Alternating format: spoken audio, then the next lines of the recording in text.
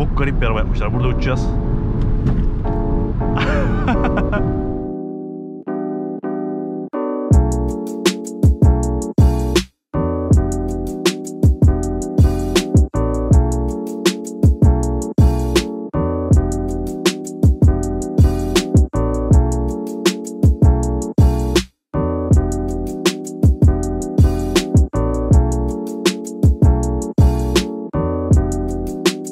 Arkadaşlar hepinize selamlar. Arkamda da gördüğünüz üzere bugün yepyeni bir arabayı çekiyoruz. Renault Captur'u çekiyoruz. Renault Captur'u çok fazla istiyorsunuz. Bir sürü mesaj geldi, bir sürü istek geldi. Captur'u çok merak ediyorsunuz. Aynı şekilde ben de merak ediyorum. Sizle beraber göreceğim. Captur'u bugün derinlemesine inceleyeceğiz. Test sürüşünü yapacağız. Gidişine bakacağız. Arkadaki araba öyle bir güçlü ki 155 beygir bir gücü var. Bu arabanın gücünü, tadına, her şeyine bakacağız. Gelin şimdi videoya geçelim. Sizlere Captur'un tüm detaylarını, hislerini anlatayım. Ama öncelikle kanala abone olup videoyu beğenirseniz sevinirim. Hepinize teşekkür ederim. Bak izleyenlerin çoğu %90'ı falan takip etmeyen, abone olmayanlar, ona göre takip ediyorum sizleri. Karşınızda yeni Renault Captur. Şöyle güzelce bir inceleyin, süzün. Normalde arabaların hep önünden başlarım ama fark ettiğiniz üzere bu arabaya arkadan başlıyorum. Niye derseniz ben arka tarafa bayıldım. Ön taraf konusunda pek bir şey diyemiyorum, göstereceğim ön taraftan, onu siz yorumlarsınız. Ama arka tarafa bence hiçbiriniz kötü demeyecek arkadaşlar. Yani bu tasarımı beğenmeyen var mı? Lütfen yorumlara yazsın. Şöyle sizlere tüm açılardan göstereyim. Rengi Atacama turuncusu. Atacama da böyle ikincilik futbolcusu ismi gibi. Şöyle çizgilerini, hatlarını güneşin altında bir görün. Sizlere detayları göstereyim.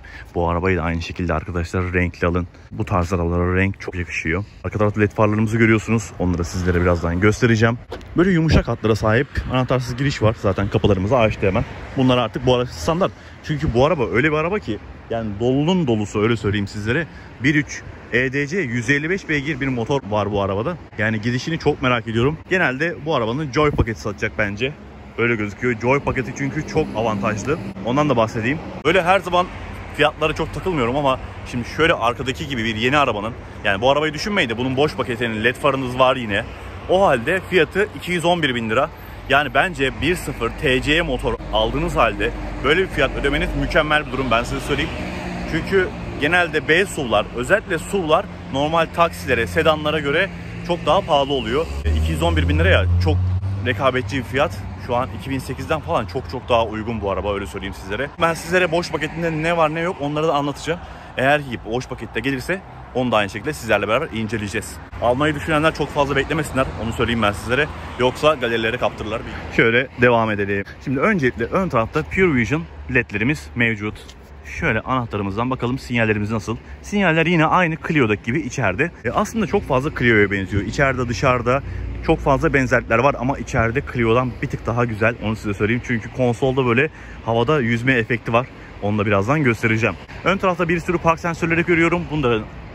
Bunlardan anlayacağımız üzere araçta kendi kendine park sistemi mevcut. Şurada çizgilerine baktığınızda dediğim gibi hani Clio'yu çok andırıyor.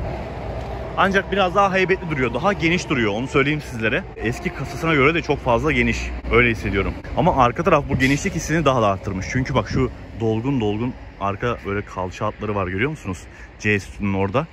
Onlar arabayı çok böyle büyük göstermiş. Şöyle size jantlarını göstereyim arkadaşlar. Continental bir lastiğe gelmiş, süper. Continental'le gelmesi mükemmel olmuş. Çoğu zaman bu lastiği görmüyoruz. Büyük ihtimalle 155 beygir diye bu lastiği de koymuş olabilirler. Çünkü değişiyor. 215 55 R18 18 inç bir jant var. Ben yol sesini çok merak ediyorum. Continental'ler çok sessizdir. Bakalım 18 inçle beraber nasıl olacak. Şu alt tarafta kamerayı görüyorsunuz. 360 derece kamera sistemimiz, park sistemimiz mevcut. Bakın kapılarda anahtarsız girişin tuşları var ama buna ihtiyacınız yok. Biraz önce bunu yaşadım. Ellerim doluydu. Kamera falan böyle bir sürü eşya vardı. Yaklaştığım anda kapıları açtı. Hemen elimi uzatmamla beraber çok kolay bir şekilde giriş yapabildim içeriye. Ya, anahtarsız giriş sistemi hayatı kolaylaştırıyor. Anahtarsız çalıştırma çok fazla kolaylaştırıyor ama anahtarsız giriş oldu mu ekstradan bir rahatlama hissediyorsunuz. Şimdi benim aşık olduğum arka tarafa biraz daha detaylı bakalım. Şöyle C şeklinde ama C'yi artık böyle iyice nitelemişler. Yani ekstra böyle göstermeye çalışmışlar. Şöyle sinyallerimize bakalım. Bak, sinyallerde bir falso verdik. Sinyal LED değil. Ben bunun LED olmasını isterdim. Özellikle de böyle C şeklinde bir LED olmasını çok isterdim. Çok da yakışacağını düşünüyorum. Şu anda stoplar yanıyor, biliyor musunuz? Aslında çok güneş olmasa belli olacak ama az çok fark ediyorsunuz. Ayrıca stopların şu yanlarında da çizgiler belirli oluyor. Gelin bir bagajımıza bakalım. Bu arada zaten arka tarafta kamerada görüyorsunuz. Ben hızlı geçiyorum. Hemen sürüşe geçmek istiyorum. 155 beygirin tadına bakmak istiyorum çünkü. 1.3 TC motorlar çok güçlü. Ama hala 1.3 araba gitmez, 1.0 araba gitmez diye düşünenler var. Ben bu ön yargıyı yıkacağım. Böyle videolarda sizlere göstererek bunları yıkmak istiyorum. Önceki 1.0 Renault Clio incelemesinde izleyebilirsiniz. Orada da 1.0'ın nasıl güzel gidebildiğini anlayacaksınız. Şöyle çift renk alabiliyorsunuz. Tavanın turunculu alabiliyorsunuz. Bu Atacama turuncusunu tavana da ekletebiliyorsunuz. Beyaz alabiliyorsunuz. Bu tarz opsiyonlarınız mevcut. Bagaja gelirsek. Şimdi bagajı büyütmüşler. Yukarı almışlar. Ben bunu şimdi aşağıya alacağım. Her zaman bundan bahsediyorum. Benim için yani malzemenin aşağıya indirip kaldırması çok sorun değil. Çünkü ne kadar ağır malzeme koyuyoruz ki. Çok fazla ağırlık taşımıyoruz. Koyduğumuz malzemeler belli. Bu şekilde altı aldığınızda bagaj bayağı büyüdü. Çünkü şuradaki fark görüyor musunuz? Yani iki kademe arasında çok fazla fark var. Gayet güzel bagajı. B sınıfı için yeterli bir bagaj var içeride. Şöyle baktığınızda kapkalın bir bagaj ayırıcı görüyorsunuz. Bence bu böyle fazla Renault'da gördüğümüz şeyler değil açıkçası.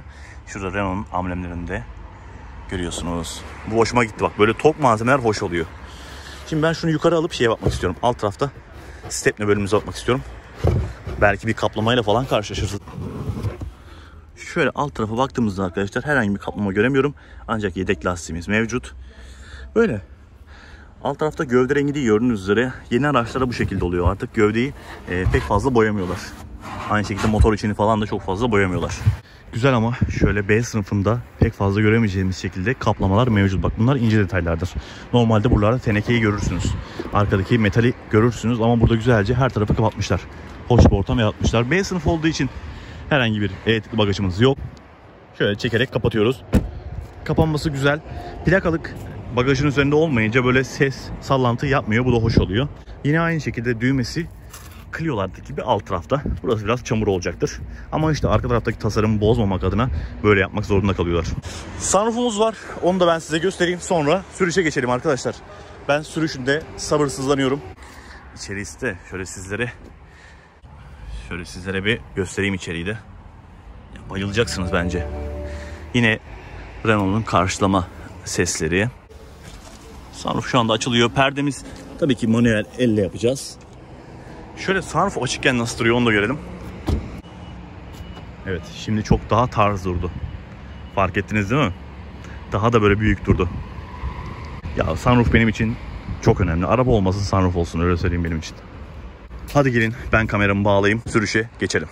Arkadaşlar görüntümü ayarladım. Şimdi sürüşe geçiyoruz. Size şu kapı kapanma sesini de göstereyim. Bak biraz önce kapattım, çok hoşuma gitti. Güzel bir kapı kapanma sesi var. Sürüşe başlayalım. Biraz sunroofum açık kalsın, birazdan kapatırım. Frene bastım ve start'a bastım. Yine bu tuşu arıyorum. Clio videosunda söylemiştim. Yani volüm tuşunu manuel şekilde ayarlamamız lazım. Renault lütfen bunu yap. Bence herkes bu konuda zorlanıyordur. Şöyle kolçağımı kendime göre ayarlamak istiyorum. Ancak kolçağın ayarı yok. Sadece ileri geri gidiyor. Koltuk yüksekliği çok yüksek. Daha da aşağı inemiyorsunuz, onu söyleyeyim. Çok derine inemiyorsunuz. Gördüğünüz üzere böyle yüzen bir göğüs var. Ben bunu çok böyle beğendim ya. Aşırı hoşuma gitti. Bu boş paketlerde yok ama bilginiz olsun. Manuellerde falan yok. Zaten olması mümkün değil. Buradan aşağı vites nasıl gidecek? Elektrik el frenimiz var. Şurada anahtar koyma yerimiz var. Yani koymak isterseniz tabii ki. Böyle güzel dursun derseniz şöyle anahtarınızı da koyabilirsiniz. Şimdi vitesimiz joystick vites ve herhangi bir unlock tuşu yok. Sadece biraz böyle sert çektiğinizde D'ye geliyor. Biraz sert ittiğinizde R'ye geliyor. Valla P tuşta böyle şöyle yapıyorsunuz.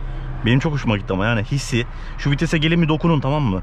Böyle krom etrafı böyle soğuk metalden oluşturulmuş. Buna bir dokunun, benim dediğimi hissedeceksiniz. Şu anda R'ye aldım. Ekranımızda kameramız ortaya çıktı. Şöyle kameramızdan da bakabilirsiniz. Yine aynı Clio'daki gibi kamera kaliteleri biraz daha düşük arkadaşlar. Bulanık kameralar çok kaliteli değil. Auto hold var, kendini tutuyor. Sürüşe başlayalım bakalım. Geri geri çıkacağım buradan. Bak ön tarafta diyor ki dikkat et. Ön tarafı hemen gösterdi bana. Ben yine aynaları kullanıyorum. Bu kamera işine alışmanız lazım. İlk günden kullanacağım diye uğraşırsanız bir yere vurursunuz. Bunun sürüşünü çok merak ediyorum. 155 beygir. 0-100'ü 8.9 olması lazım. Biraz yüksek 0-100'ü. O yüzden onun da sebebi arkadaşlar, araba ağır. 1341 kilo. Passat zaten 1390 kilo Passat. Yani Düşünürseniz B sınıfı bir arabaya SUV'a göre çok ağır bir yapısı var. Gene böyle SUV'daki o eziciliği hissediyorsunuz. Bakalım motor sıcaklığımız ne durumda arkadaşlar? Motor sıcakmış, güzel.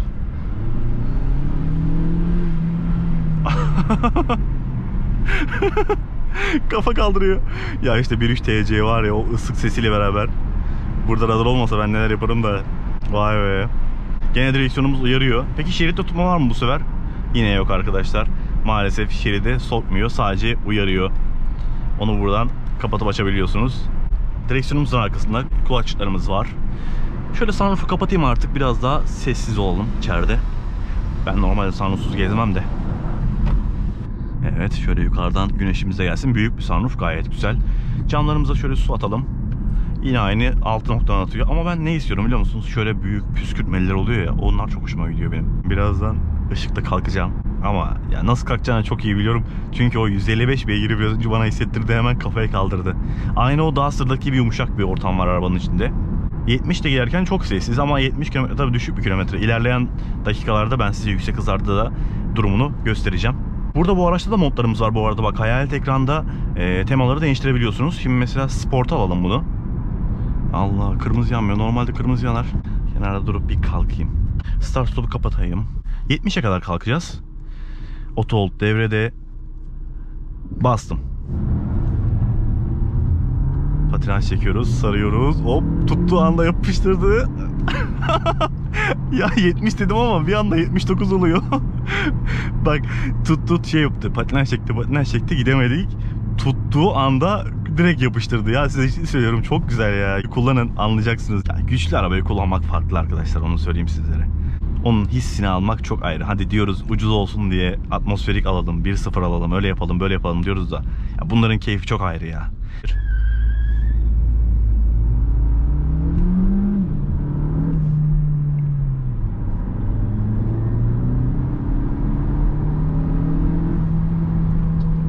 Arkadaşlar bu arabaya öyle çok fazla kafa tutacak yoktur, ben size söyleyeyim. Bir de ağır ya, şimdi bunlarda nasıl oluyor biliyor musunuz? Ağır olduğu için kalkışta bak biz yavaşız, onu söyleyeyim size. 155 beygire göre yavaşız biz.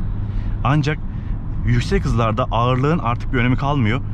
Ondan sonra artık böyle motorun gücü ortaya çıkıyor. Bak, yüksek hızlara bu araba çok rahat çıkar. Yani böyle 250'leri görür bu araba, ben size söyleyeyim. 240-250'leri görür. Yapmayın tabii, hani tehlikeli, belki boş yolda, düz bir yolda denersiniz ama o performans bu arabada var. Onu size söyleyeyim. Ağırlıktan dolayı biraz daha yavaş kalkıyor. Normalde 155 beygirle bu araba 1200 kilo olsa, yani bir 100 kilo daha hafiflese çok rahat bu 7 saniyelere düşecek. Hızlanması 7-7.5'lara düşer. Yani yalıtımdan dolayı mı bilmiyorum ama biraz ağır bu araba. Bu arada ben sport moddayım. Şöyle Eco'ya da alabiliyoruz. Eco'da bakalım nasıl olacak gösterge. Güzel, yeşil bir göstergemiz olduğu görüyorsunuz zaten. Hoş gözüküyor. Yani bu ekran o Clio'daki ekrana göre çok çok daha güzel. Onu söyleyeyim. Büyük ekranın kalitesi ayrı oluyor. Şöyle bak, navigasyondan da izleyebiliyoruz. Ben navigasyonu severim. Şöyle açık kalsın. Buradan da yolu takip edin. Kör noktalarımız yan tarafta çalışıyor. Biraz önce gördüm turuncu lambaları. İçeride şu bölüm bana çok güzel geldi. Böyle siyah bırakmışlar burayı. Aslında tavan da siyah olacaktı büyük ihtimalle ama RS Line versiyonları da gelir bunun. Onlarda da bu tavan da siyah olur. O zaman çok daha tatlı gözükür. Malzeme kalitesini merak ediyorum. Burada yumuşak bir malzeme var. Ancak altındaki o sert plastiği hafiften hissediyorum. Clio'da sanki biraz daha yumuşaktı. Bakalım göğsümüz nasıl? Burası güzel. Burası böyle yumuşacık. Şuraları da yumuşak olması lazım. Evet, buralarda alt taraftaki sert plastiği hissetsem de yumuşak. Yani soft bir malzeme var. Şu yanlarda da aynı şekilde bakın, buralarda da yumuşak malzeme kullanılmış. Yani içerideki kalite hissi gayet güzel. O konuda bir sorununuz olmasın. Aklınıza bir şey takılmasın. Spor'da kullanmak istiyorum. Spor'daki hem göstergeler çok daha güzel, böyle ortada büyük bir gösterge. MySense'in göstergesi de hoşuma gitti aslında. Bak, bu da hoş. İki tarafta gösterge. Bu göstergenin büyüklüğünü anlıyorsunuz bu şekilde. Biraz böyle kalsın bakalım. EDC şöyle bir şey. Çift kavrulma şanzıman, bildiğiniz üzere çift kavrulma şanzımanlar performansı törpülemiyor. Performansa yardımcı oluyor. Aracın gidişine yardımcı oluyor. Şimdi artık biraz daha rahat bir yola geldik. Şöyle sinyalimizi verelim. Arkadan yine o turbanın ıslık sesi. Biraz böyle can alıcı gözüküyoruz, öyle söyleyeyim. Hem yükseğiz hem C farlar. Arkadaşlar bu ne? Bu nasıl bir gidiş ya? Ya ciddi söylüyorum, bu nasıl bir gidiş? Ya hiç abartmıyorum, bak size abartmıyorum. Bir anda 130 oldum ve hiç böyle duraksama yok. Akıyor böyle, duraksama hiç yok. Sürekli hızlanıyor. Acayip bir şey. Bak biraz daha basalım. Çok abartmak da istemiyorum. Gideceğim diye uğraşıyor araba. Motor sesi hiç yok diyebilirim. 150 ile gidiyoruz şu anda. 146, 147. Rüzgar sesi de öyle abartılacak seviyede değil. İşin garibi teker sesi yok arabada. Bak 130'da viraja giriyorum. Ve yani hissetmiyorum diyorum ya. Öyle söyleyeyim size. Hiç farkında değilim.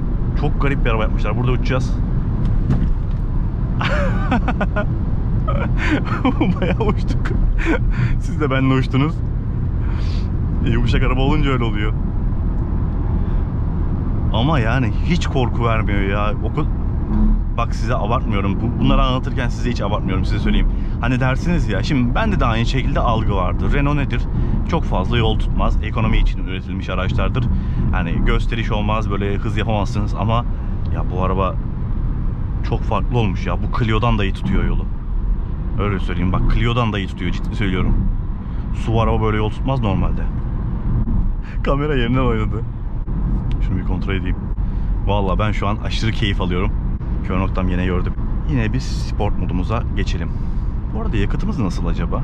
Tüketimimiz 12 litre diyor arkadaşlar. Evet. Çok güzel. Güzel gazlayınca. Bak titreşimin ne özelliği varmış onu fark ettim. Ben buraya dalarken hafif yoldan çıktım ya. Normalde hiç fark etmeden sol şerite geçecektim. Ama bu titreşimle benim elim direksiyonda olduğu için hemen refleks olarak diğer tarafa doğru hareket ettim. Yani titreşim de işe yarıyor. Hani boşuna gibi değil. Bu arada tüketimi tekrar sıfırlayayım ben. Bir de kendi tüketimine bakayım. 2000 devirinin altında arkadaşlar 90'da derken, ben şimdi daha net size göstereceğim. Böyle 100, 110, 120 otoban hızlarını birazdan göstereceğim sizlere. Şöyle Poyraz'ların oradan yine aynı Clio'nun güzergahındaki gibi dönelim. Ama bu arabayla ben şu anda nerede yapmak istiyorum biliyor musun? Dağ yolunda gazlamak istiyorum. Ciddi söylüyorum, şu anda bu arabaya böyle dağ yoluna vurmak istiyorum ya. Ama şimdi bu hızı da hissettirmiyor. Yani 155 beygirliğiyle çok dikkatli kullanın. Çünkü hızı hissettirmiyor.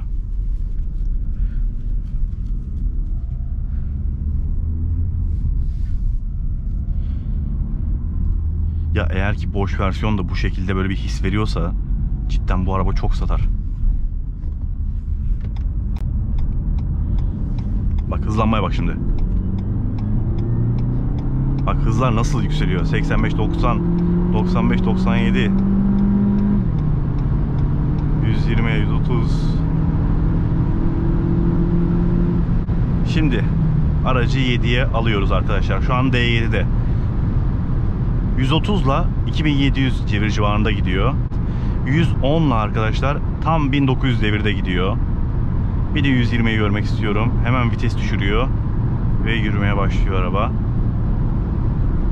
Evet, 120 ile de 2100 devir civarında gidiyor arkadaşlar. Ya bence çok iyi değerler. Şimdi rüzgar sesine bakmak istiyorum, yol sesine bakmak istiyorum. Şimdi işin garibi, biraz önce 150 ile giderken ki rüzgar sesiyle 110 ile giderken ki rüzgar sesi arasında aşırı fark yok. Onu baştan söyleyeyim. Biraz rüzgar sesi alıyorum bak. 100 ile gidelim. 100 rüzgar sesi pek olmaz. Şuralardan hafiften alıyorum. Ama yol sesi yok ve motor sesi yok. Büyük ihtimalle zaten yol sesi ve motor sesi olmadığı için ben rüzgar sesini fazla duyuyorum. İçeride gayet huzurlu bir ortam var. 90 civarında rüzgar sesi kesiliyor. Teker sesi bastırıyor. Yani hafif teker sesi var. Hafif rüzgar sesi var. 2008 ile kıyaslarsam yani şu an düşünüyorum. 2008'de bayağı kullandım. Aralarında bir yalıtım farkı yok gibi gözüküyor, öyle söyleyeyim. Sürekli gazlayasım var. Yine 11 litre olmuş. Dayanamıyorum yani, siz de dayanamayacaksınız böyle bir araba aldığınızda. Ben bunu Eko'ya alayım. Biraz gaz tepkisini öldürelim. Şimdi oldu. Şu an 100 beygir. Ayağıma bak gazda. Baya gazda. Anca gördü beni. Tabii ekonomi isterseniz bu şekilde kullanmanız gerekiyor. Şimdi donanımlara değindiğimizde büyük bir ekranımız var ikonda. Aynı şekilde bu çarpışma önleyiciler, şerit uyarıları, ikonda bu gösterge geliyor, hayalet göstergemiz geliyor. Boş pakete baktığımızda şöyle oluyor. Boş pakette klimamız manuel, teybimiz böyle nokta teyp, nokta ekranlar oluyor ya, o teypten. Kadranımız aynı Clio'daki gibi ekran. Aslında içeriği Clio gibi düşünebilirsiniz boş paketlerde. Öyle söyleyeyim. Boş paketi de ben size incelemeyi çok istiyorum. Eğer ki gelirse kaçırmam. Boş paket çok önemli. Bizim ülkemiz için her zaman boş arabalar çok önemli. Ben özellikle boş arabayı seviyorum. ciddiyim, seviyorum yani. Gidip hani C'nin en full'ünü alacağımı D'nin boşuna alan biriyim ben, öyle söyleyeyim. Tabii ki doluların da zevki çok farklı oluyor. Şimdi bu arabanın verdiği zevki boş paketi veremeyecek büyük ihtimalle. Ama işte hani o sizin tercihlerinize kalmış oluyor. Burada gene kendi kendine park sistemimiz var. Bak şimdiden aktif oldu. Şöyle kamera sistemimizi de buradan açabiliyoruz. Keşke yolda giderken kamera sistemini görebilsek. Aynalarımız katlanıyor. Bakalım, geçen Clio'da bakmayı unutmuştum. Aynalar katlanıyor mu? Evet, katlanıyor aynalarımız. Şöyle garip bir şekilde de gidebiliyorsunuz arkadaşlar. Kör olmuş gibi bir şey oluyor. Konsolun yapısına gelirsek de benim hoşuma gidiyor bu konsol. Bu artık Renault'un yeni dili. Öyle söyleyeyim. Hani biraz daha yayvan bir tasarım yapıp arabanın içini geniş yapmaya çalışıyorlar. Keşke şuralara da ambiyans aydınlatması koysalar. Bak mesela Clio'da olan ambiyans aydınlatmasını burada almışlar arkadaşlar. Burada yok. Ben bunu çok isterdim. Çok dikkat çekiciydi. Onun yerine şu alt tarafa koymuşlar. Bu alt tarafta bir ambiyans aydınlatması var. Şu an gösteremiyorum tabii ki. Bu arada Apple CarPlay'i de ben size göstereyim. Tabii ki Apple CarPlay var. Apple CarPlay'siz olmaz. Yani onay isteyecek. Evet. Sana da onay veriyorum. İstediğini yap. Şurada haritamızı izleyebiliyorsunuz. Aynı şekilde şu menü her zaman hoşuma gidiyor benim. Müziğinizi, bende YouTube müzik var mesela, onu kullanıyorum bu ara. Gayet hoş oluyor. Araba yumuşak, genel olarak yumuşak. Bu inip kalkmalarını anlıyorum. Özellikle kalkarken çok fazla geriye atıyor. Böyle kendini, burnunu havaya kaldırıyor. Ya güzel şeyler bunlar, böyle yumuşak araba olması. Özellikle B-SUV'da insanlar yumuşaklık istiyor. Ama ya biraz önce bildiğiniz uçtuk, arabayı stabilitesini kaybetmedi. O konuda da ödün vermemiş. Şu an belirgin bir hatasını arıyorum arabanın. Belirgin bir düz sesini arıyorum. Ancak pek bulmak mümkün değil. Buralar da yumuşacık. Şuralar da yumuşacık. Hani malzeme kalitesi konusunda bir şey diyemiyorum. Hani belki camlar biraz daha kalın olsa iyi olabilirdi. Hafiften duyuyorsunuzdur bak yandan geçen tırın sesini. Arkadaşlar an itibariyle GoPro kendini saldı bıraktı. Kapattı valla. Soğumasını bekleyeceğim. Böyle GoPro'nun en sonunda alsanız ısınıyor bir şekilde. Genel olarak Captur'un sürüş karakteristiğini beğendim. Yani uzun zamandır böyle çok fazla beğendiğim bir araba olmamıştı. Dış tasarımı, özellikle arkası, ön tarafı biraz daha heybetli olabilirdi. Birazdan durduğumuzda ben size ses sistemini de göstereceğim. Yine aynı şuradan böyle dönüş çapına da bakalım. Nasıl bir dönüş çapı var. Bir de ben şunu çok istiyorum. Mesela bu aynı tarzda bir C SUV yapsalar acayip satarlar. Bu araba da çok satacak, ben size söyleyeyim. Çok tutacak bu araba. Çünkü tasarımı güzel, fiyatı uygun. Ancak aynı tarzda böyle C tarzıyla bir SUV yaparlarsa, C SUV yaparlarsa çok tutar. Direksiyon turu da azmış. Yine aynı. Bir gazlayıp orada fren yapalım arkadaşlar. Hem fren yeteneğini de görmüş olalım. 100'e gidiyoruz. Gayet güzel. Ayağınızın altında o pedalı hissediyorsunuz. Sakarya Renault Ernaz'a teşekkür ederim. Araçları çok güzel bir şekilde incelememize yardımcı oluyorlar. Şöyle park edelim arabayı. Biraz soğusun, gazladık o kadar. Geliyorsunuz buradan, sadece P tuşuna basıyorsunuz. Böyle joystick vitesler güzel oluyor. Park frenini de kendisi çektiğini söylüyor. Ben size aracın diğer detaylarını anlatayım. Bir müzik açalım buradan. Bir ses sistemine bakalım. Büyük ihtimalle Clio ile aynı ses sistemi olacak.